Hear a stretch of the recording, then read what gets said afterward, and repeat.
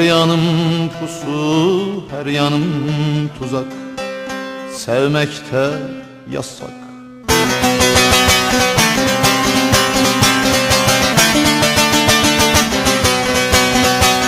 Saçı sakalı bitti keleşliler, sağıma soluma yerleştiler. Elimden ekmek yiyen itler, yürüyüp yürüyüp peşime düştüler. Saçı sakalı bitti keleşliler, sağıma soluma yerleştiler.